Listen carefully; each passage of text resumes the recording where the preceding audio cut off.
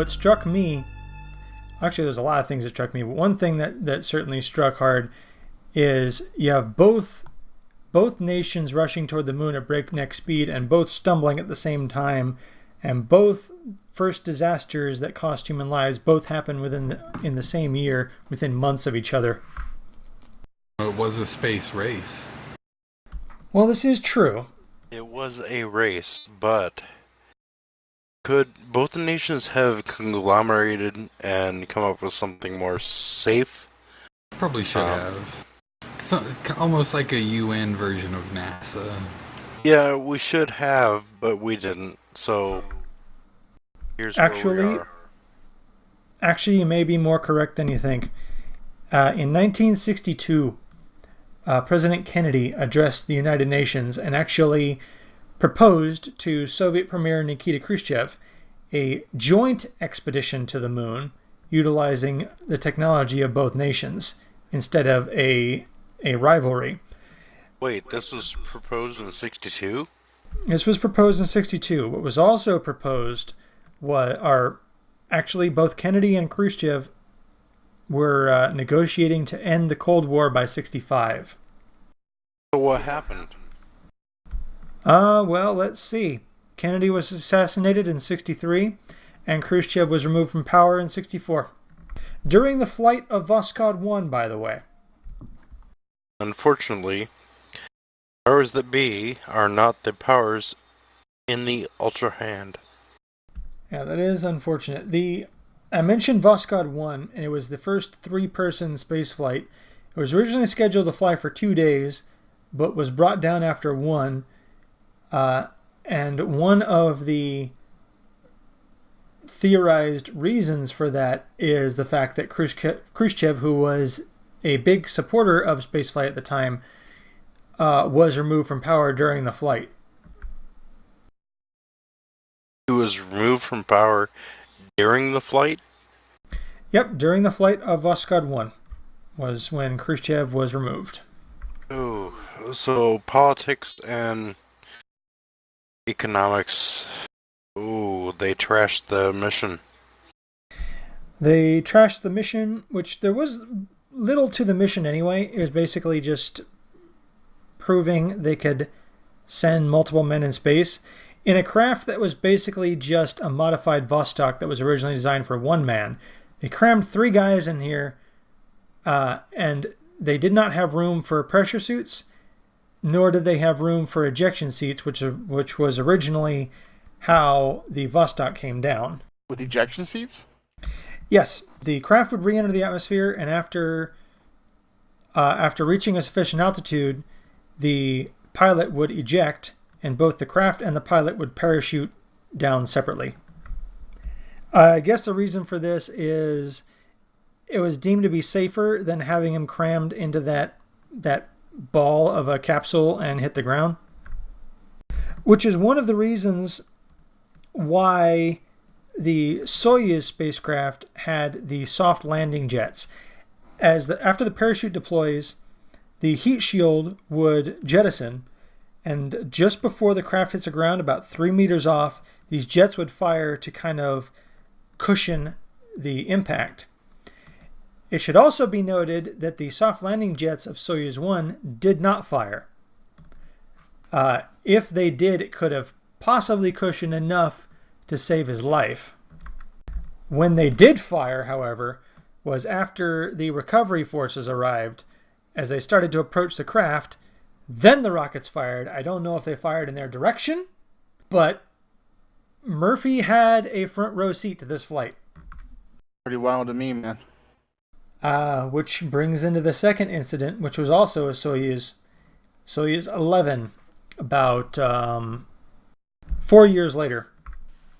Isn't that the one where they were going to the space station? Yes, the mission of Soyuz 11 was to rendezvous and dock with the Salyut 1 space station, which was the first ever man-made space laboratory. Originally, the crew of Soyuz 10 was supposed to man the station, but the docking had failed, so they had to save that for Soyuz 11. They actually did board the station and man it for 23 days. So much so, in fact, that this was shortly after Apollo 13 and the huge media circus that was. The whole world came behind this mission to save the lives of these 3 astronauts whose survivability was in question, right? So the secretive Russian space program realized, hey, maybe if we publicize it, we can get more support for our program. So the 3 pilots of Soyuz 11, Grigory Dobrovolsky, Vladislav Volkov, and Viktor Patsayev, I might be butchering that a bit, became actual celebrities in the Soviet Union. They had several television programs devoted to them.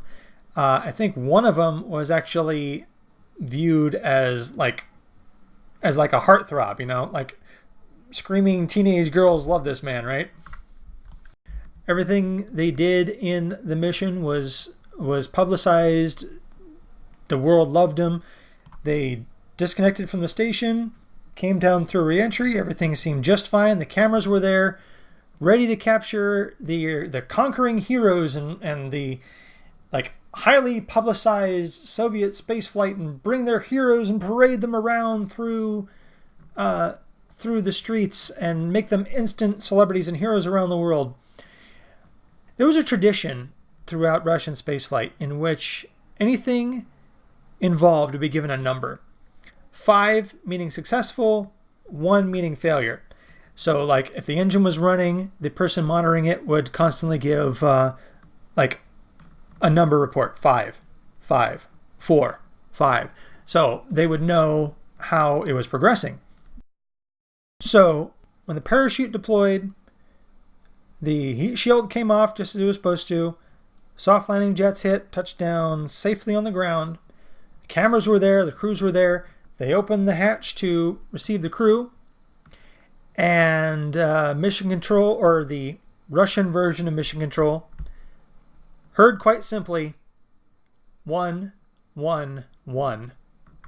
A number for each of the 3 crew members. And that meant that there was complete catastrophe. Yes, all 3 men were dead. They pulled them out of the spacecraft and performing CPR right there on the ground, with the live television providing broadcasts to all of the Soviet Union. And that was a blow. What happened? The Soyuz spacecraft is in 3 parts. You have the descent module in the middle.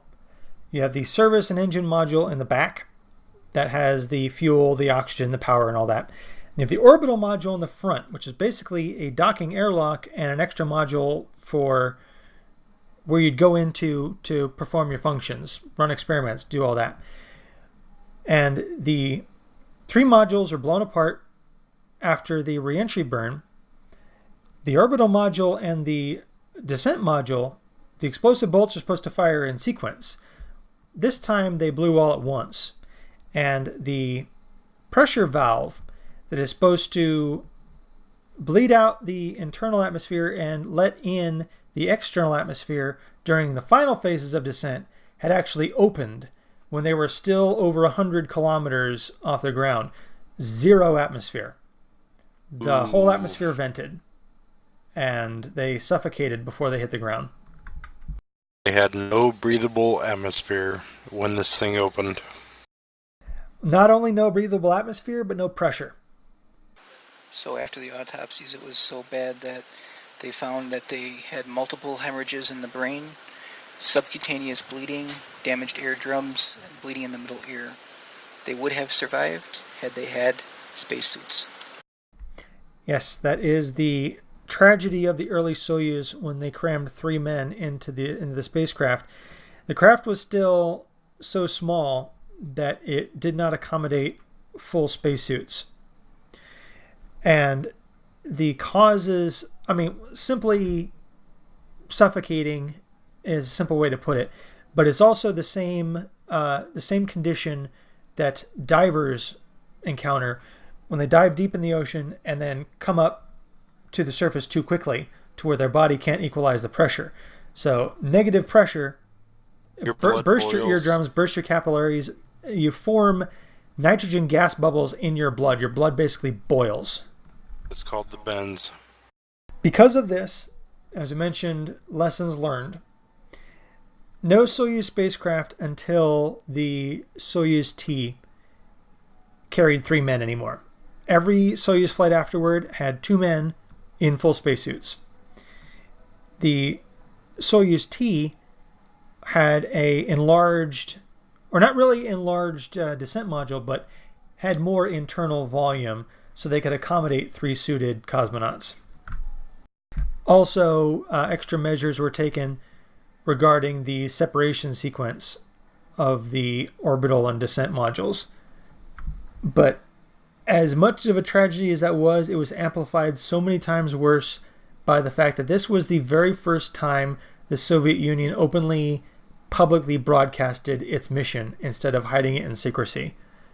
So, Murphy's Law again, mother of all ironies.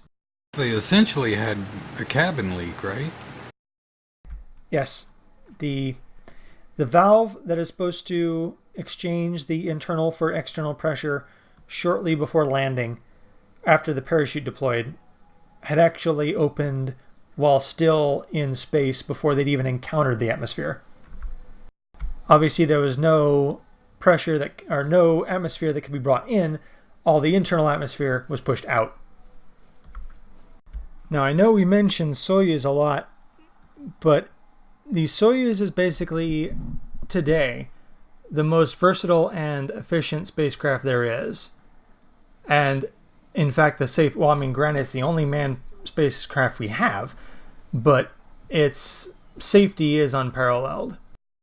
If anything, because of how many times it has flown and how many lessons they've since learned. And how often are we using the Soyuz? I'm going to have to get a full list of Soyuz missions here, but we basically had 40 flights of the original Soyuz by name. There were modifications to the craft during its line. Then another 15 of the Soyuz T, which was again modified to the Soyuz TM, which was made specifically to rendezvous and dock with Mir. I'm not sure how many TMs there are. I'm going to have to look that up. But then came the Soyuz TMA, which was made specifically to rendezvous and dock with ISS. And I think a Soyuz TMA M they're on now. Or it'd be Soyuz TMA number M. I'm going to have to actually look up, see how many flights this thing did. I'm going to go out on a limb and say almost 100. Holy cow. Let's see. There was the Soyuz 7K OK, which was just the designation for it. But the same basic model Soyuz was from 1967 to 1976. 1976 and 1986 was the Soyuz T. Soyuz TM was from 86 to 2003. Soyuz TMA from 2003 to 2012. And the Soyuz TMA M from 2010 to 2016. And in 2016, they started using the Soyuz MS. Yes, they will upgrade to the Soyuz MS coming up. So there were 40 flights of the original Soyuz. I'm seeing Soyuz T1 to T15. T1 was unmanned, so that's 14 missions, manned missions of the Soyuz T. Soyuz TM, I'm not getting a number here.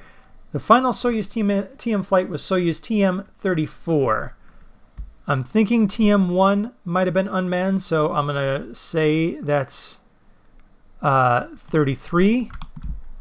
Let's see, Soyuz TM-1 was an unmanned test flight. So yes, 33 of the TM. And then the Soyuz TMA went up to TMA-22. I'm also going to say 1 unmanned, so 21 of that. I'm going to round it out and say 20. And then this Soyuz TMA-20M TMA-1M was manned. Okay, so 20 of the TMA, 20 of the TMA-M, 30, I'm going to say, of the TM. So we're up to, 70? Plus 14 of the T. So we're up to 84. I'm going to round it and say 85 because I left one out of the TM. And 40 of the original Soyuz plus a couple unmanned. So I'm going to call that 35. So we've got 85 plus 35. Someone help me with math here. 85 plus 35? 120 Soyuz flights manned. So if we think about that, with 2 manned disasters of the Soyuz, that means the Soyuz only had a mortality rate of 1 in 60 flights. Now, there were a couple of missed orbits and launch aborts. I think that brings the success rate down to 1 in 20, which is still, for a spacecraft, pretty darn good. The Apollo doesn't even match that. Because you figure, you had the failure of Apollo 1, or the lost lives. You had the near disaster of Apollo 13, so that's 2 failures. How many actual flights were there manned? Apollo 7, 8, 9, 10, 11, 12, 13, 14, 15, 16, 17, the 3 Skylabs, and the ASTP. So 14 manned flights with 2 failures. So that makes it 1 in about 5. The Apollo had about a 1 in 5 success rate, whereas the Soyuz has a 1 in 20. That should say something. They had better rocket scientists? Well, no. I'm kidding. But it should say how efficient that the Soyuz has become and how many lessons were learned and how well it performs. In fact, the design itself is surprisingly versatile because that orbital module, you can basically adapt it to fit any purpose you want. You could have it be a docking mechanism for reaching a station or another spacecraft.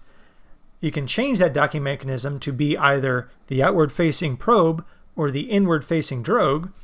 You could replace that docking mechanism entirely with a observatory or a telescope. You could just make that orbital module just habitable space for a long-duration mission. You could load it with science experiments. You can, heck, just use it as a cargo craft, which is exactly what they did when they made the unmanned Progress cargo truck, which is basically a Soyuz that has no manned control and is still in use to this day.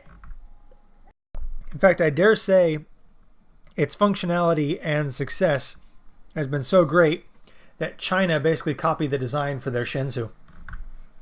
Well, go with what works, Although I will say China has improved upon it. Well, within anything in the end that's usually decided to be the best, you'll see rudimentary elements in there that people knew all along because some things simply just work. Oh, indeed. I often wonder why America hasn't really used the same kind of design and gone with smaller craft with smaller launch stages, because I would like to ask a question if it has ever come up for NASA to go back a bit and redesign the old Gemini spacecraft to be a craft capable of docking to ISS while utilizing the old Titan II or Titan 3C launch vehicle, which would be far less expensive than even the Saturn 1B at the time, or even the upcoming SLS. Might have even be less expensive than the Delta IV Heavy they used to launch the first test flight over Orion.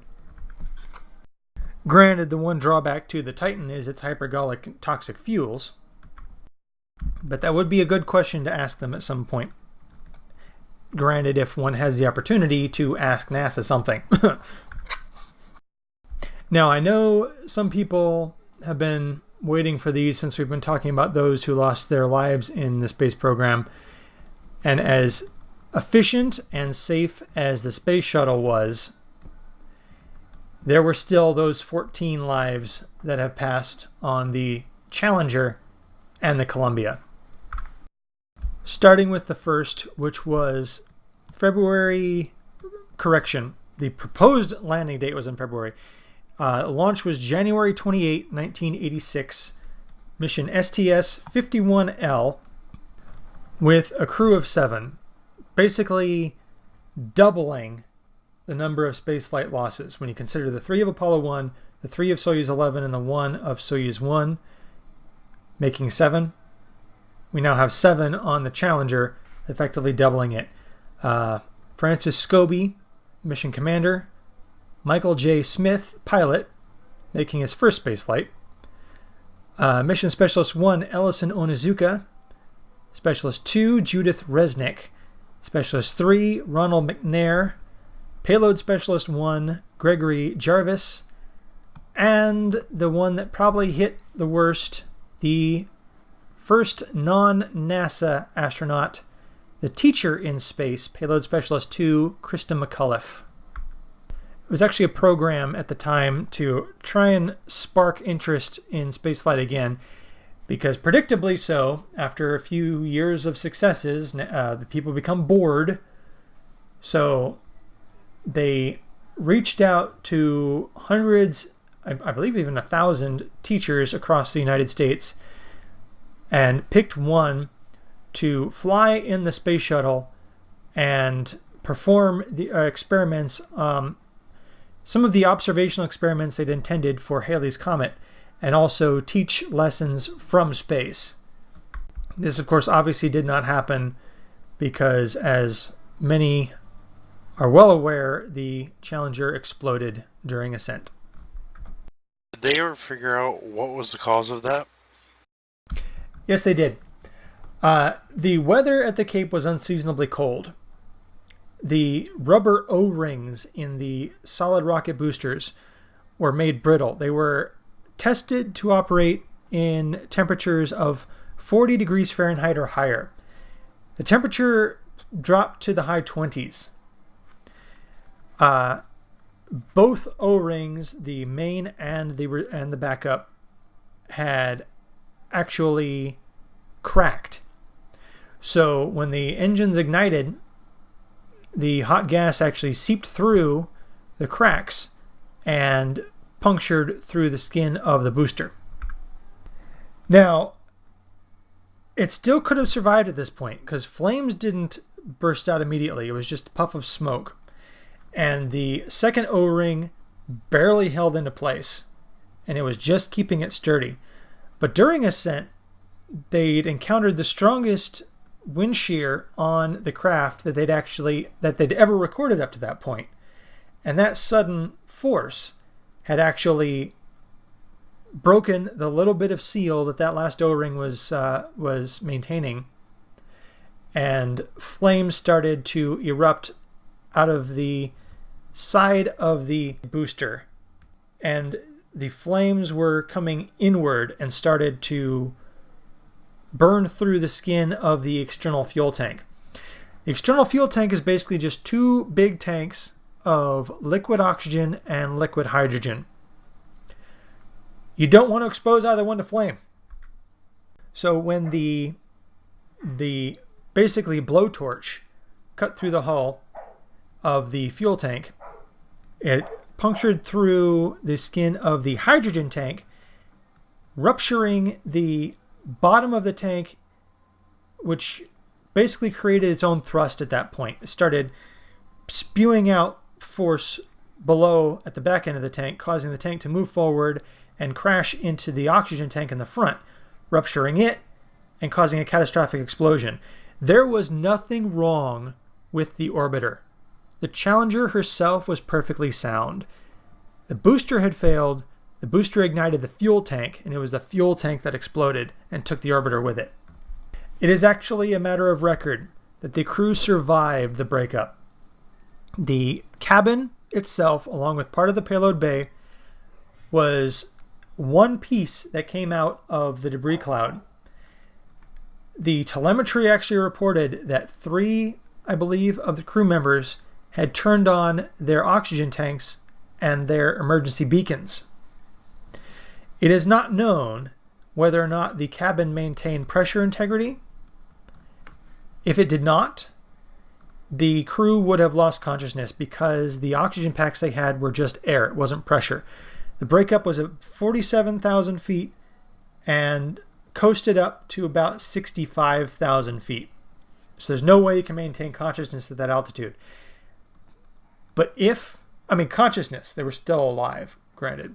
But if the cabin had maintained integrity, they were alive and conscious until they hit the water. There was no radio contact, however. I know it's probably all somber, probably overloading everyone's senses here. It's a bit somber, but, you know, we are paying homage to our fallen fellows.